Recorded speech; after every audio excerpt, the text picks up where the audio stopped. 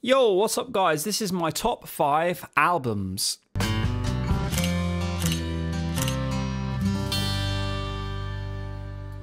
If you want deep singing knowledge that you'll get nowhere else, subscribe, pound that thumbs up, let's go! Right, during my stream, which you can catch on Tuesdays at 2 PM UK time on this channel, a lot of the time during those streams I've had questions like, oh Carl, who are your favourite artists? What are your favourite records? What are your favourite songs? This type of thing. So I thought I'd put together just a simple list of 5 records that I really grew up listening to and had the records that had the most influence on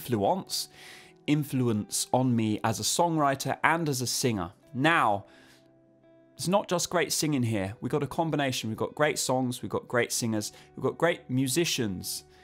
So, but I want to dig in and just give you some details about where I was, why I like these albums, and what I was doing at the time when I found this artist. So number 1, we've got Astral Weeks by Van Morrison, and this is one of the older ones I've listened to and loved over the years. And when I say older, I mean I found this album when I was relatively young. It was recorded in the 60s. Yeah, late 60s. So it's an old album and I listened to it from a young age, probably about 16, 17 I found this record. So when I was playing guitar, I wasn't into singers at the time. What's great about this record is it makes sense as an entire piece. All the songs seem to fit together with a certain type of theme. It's not one of these records with lots of different styles of music in it or lots of different styles of songwriting in it. It's a record where really a lot of the songs have been written in roughly the same way, and that is just take 2 or 3 chords, 3 or 4 chords, take a bunch of musicians, write down a bunch of lyrics, improvise the melodies on top of the music in a lot of circumstances, and you find these songs that just kind of open up in front of you. And it's a very good example of simple songwriting done right. How much can we get out of just 2 or 3 chords? How much can we get out of just some basic ideas, not many takes, just jump in the studio and go? As a singer, Van Morrison is very limited, believe it or not, but he's not limited in his melodic ideas, in the way he builds melodic ideas into different parts of the songs. And that's what you'll get with a lot of the vocals on this. Not necessarily singing very high, not necessarily singing technically very well, but what you'll find is a lot of very interesting melodic ideas that really help develop the songs and help the songs move into different sections. And that's what really draws me into this record, is simple, well put together, and just an interesting way of developing just 2 or 3 chords. How do we get the most out of this? How do we get a lot out of not much?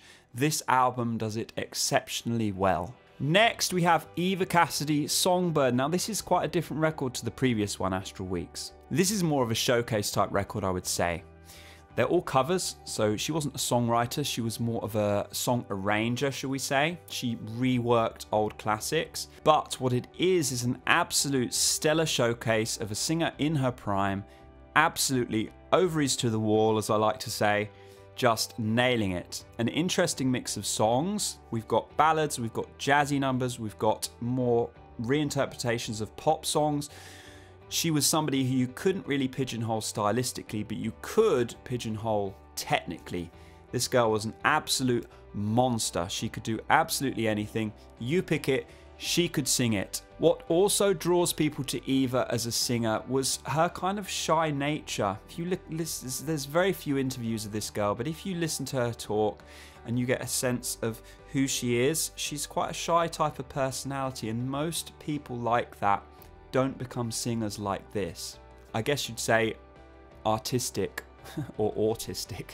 You probably have to be a little bit autistic to sing at this high of a level, but that being said, this record is stunning. It is one of the ones that I used to just sit down and listen to over and over again for many years. I've discovered this one in my early 20s, when I really first started to want to sing better. Just precision and delicacy, but also aggression and power all combined. And that's Songbird. What do we got up next? We've got Jeff Buckley, Grace. Right, what can we say about this? It's obviously very well known, very famous record. Obviously people are aware that this guy influenced me some, but Probably not as much as most people think. I went through a period really before I started singing more seriously, where I got really into this record, and it really turned me on to singing better just generally. At the time when I was listening to this though, I had no understanding of, oh, you can get better as a singer, you can get good at this. I just thought the voice you have is the voice you were born with. So I listened to that and this record initially through those types of ears. It wasn't until later on, as I started to learn to sing more and I got into this, that I really appreciated what this guy built, really out of just who knows where. Why is Jeff Buckley listed in the Singing Success credit notes as a thank you? I always wondered, did Jeff have any work with Seth Riggs? Did Jeff do any work with Brett? Jeff actually went to, as far as I know, he went to Los Angeles and studied at college there around the time when Seth Riggs was teaching and working in the same town. So I've always wondered, did Jeff do any work with a vocal coach at all?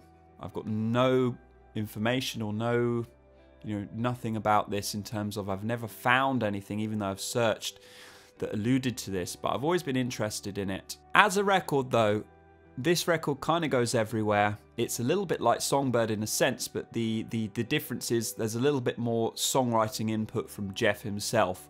There are some covers on here, there are some co-writes, and there are also one or two that Jeff wrote in isolation on his own.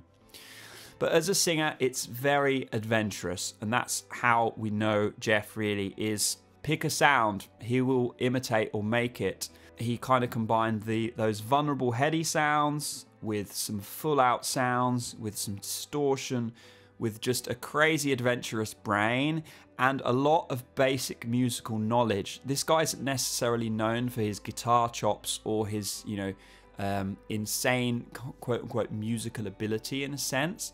He's more known for his vocal abilities, but actually as a songwriter, if you listen to his second record, which never really got fully released, if you listen to his arrangement of Hallelujah and actually go through a lot of the chord inversions he's using, a lot of the understanding of very broad, just broader understanding of music that he had, that a lot of singers and musicians just take for granted, and that is all over this record.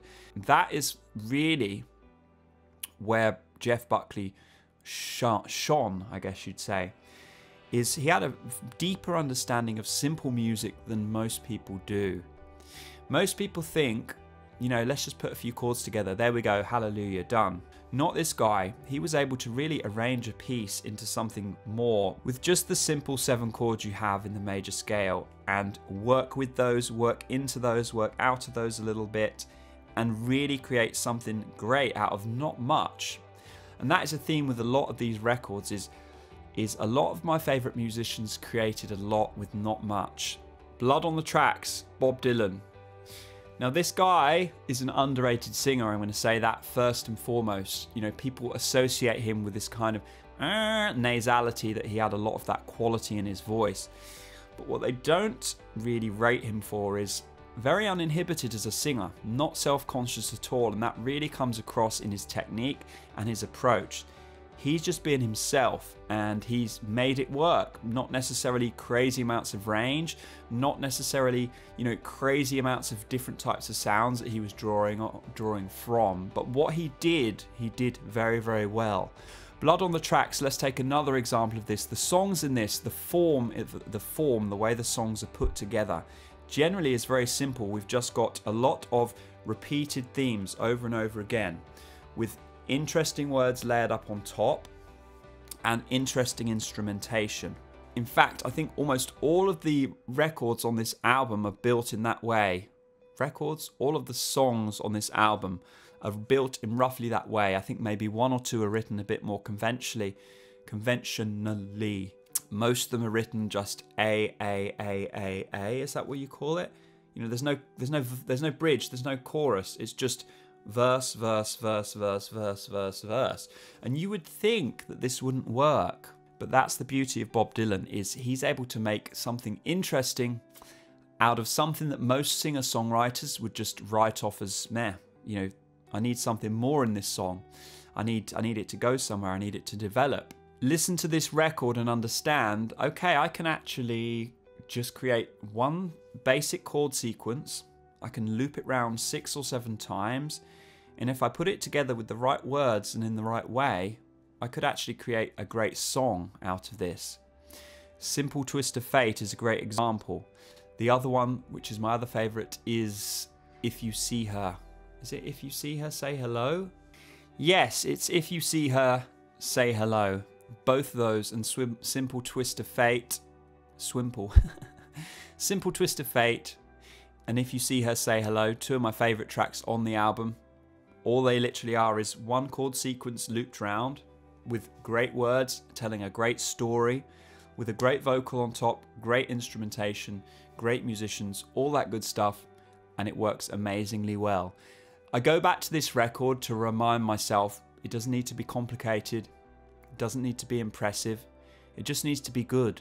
And the 5th and last record of my youth that I grew up with, this one I found a little bit later. All the records we've had up to this point I found either in my late teens or my early 20s. This record I didn't find till I was about 26, 27. When I found Jimmy and Echo and Hours, I was just lost in this music for a good 6 months to a year. I didn't really listen to anyone else. Great band, underrated, not particularly famous. And I'm just a huge fan. I can't say enough about this record, Distorted Lullabies by Hours.